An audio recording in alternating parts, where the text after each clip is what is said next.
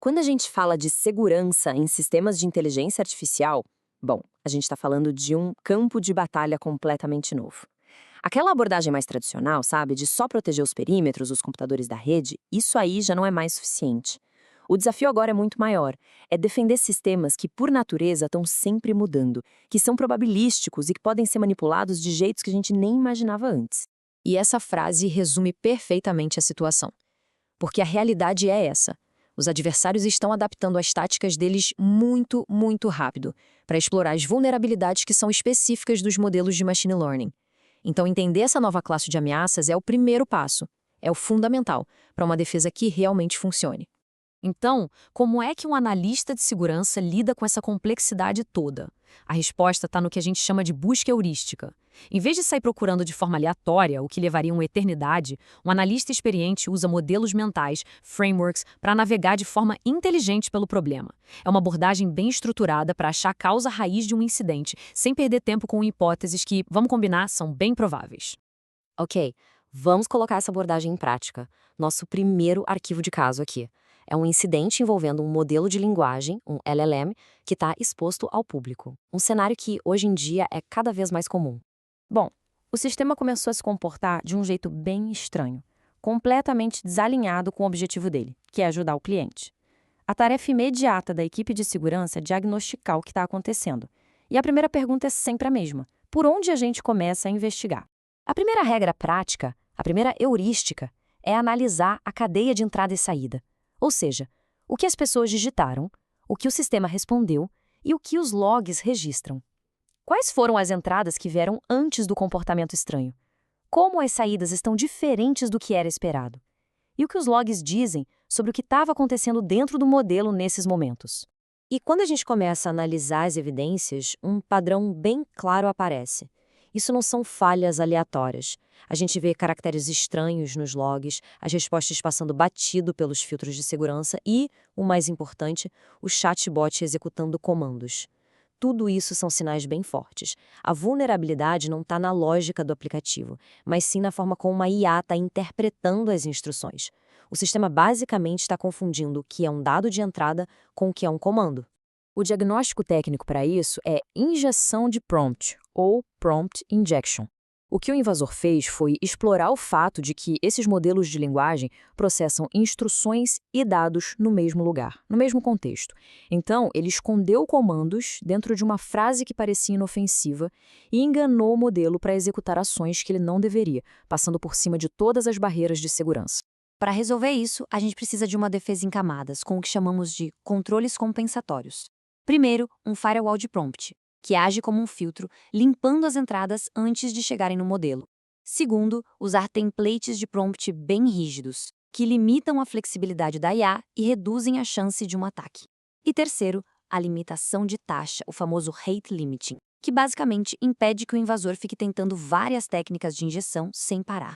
Certo, vamos para o nosso segundo caso. Agora a ameaça muda um pouco de foco. Não é mais sobre a interação em tempo real, mas sim um ataque contra a cadeia de suprimentos da IA, mais especificamente contra os dados que foram usados para treinar o modelo. Aqui, o sistema está mostrando um viés bem significativo, o que a gente chama de model skewing. O resultado é que as saídas dele estão distorcidas para um tipo específico de entrada. Isso é uma falha gravíssima de integridade. A investigação, nesse caso, tem que focar na origem de tudo, os dados. A análise forense começa olhando os números, as estatísticas, que confirmam o preconceito do sistema. Depois, a gente percebe que o modelo está usando informações que não têm nada a ver com a decisão, como o CEP da pessoa. A gente também vê que a precisão do modelo foi caindo com o tempo, o que sugere um problema contínuo. E, finalmente, investigando a origem dos dados, a gente descobre a causa.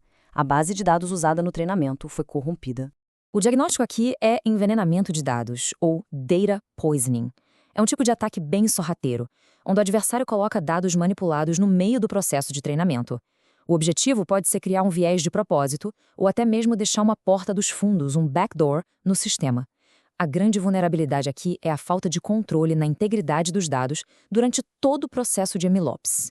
A defesa contra esse tipo de envenenamento foca em garantir a integridade de toda a cadeia.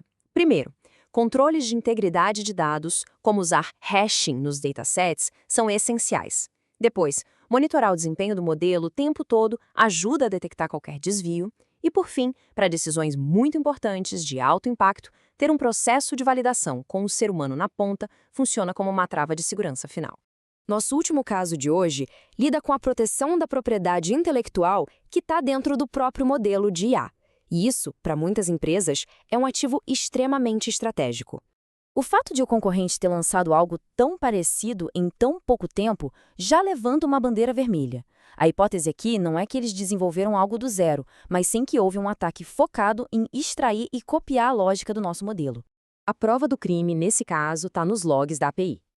Uma análise de anomalias mostra um volume de consultas totalmente atípico, vindo de poucos endereços de IP. E olhando o padrão dessas consultas, a gente vê que elas não são aleatórias. Elas foram feitas de propósito para mapear como o modelo toma decisões. A prova final é que o modelo do concorrente copia até os tiques e as manias do nosso modelo, o que confina a extração. O diagnóstico é roubo de modelo, um ataque de extração. Usando só a interface pública, a API, o invasor fez o que a gente chama de ataque de caixa preta. Ele mandou uma quantidade gigantesca de consultas para entender como o modelo funciona e, com isso, construiu um modelo clone que imita o original. E, para isso, ele não precisou de nenhum acesso ao código-fonte ou aos dados de treinamento. A defesa aqui consiste em tornar esse roubo economicamente inviável. Controles de acesso com chaves de API ajudam a gerenciar quem pode fazer consultas. Limitação de taxa e cotas de uso impedem aquele bombardeio de perguntas.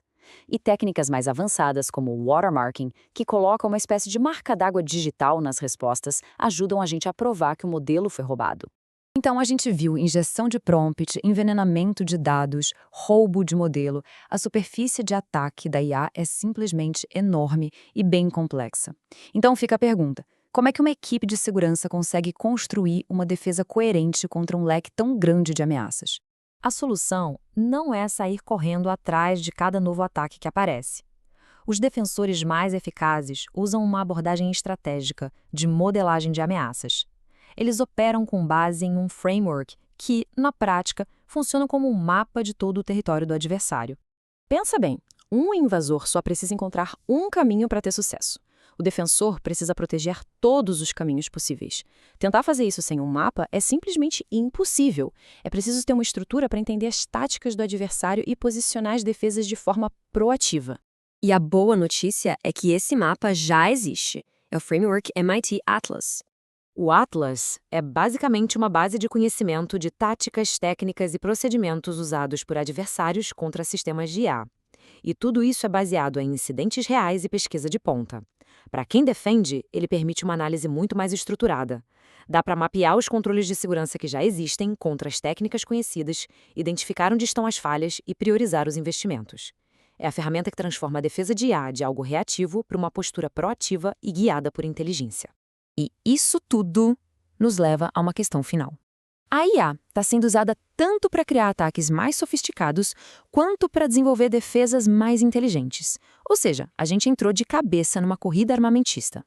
De um lado, a inovação dos adversários. Do outro, a evolução das defesas.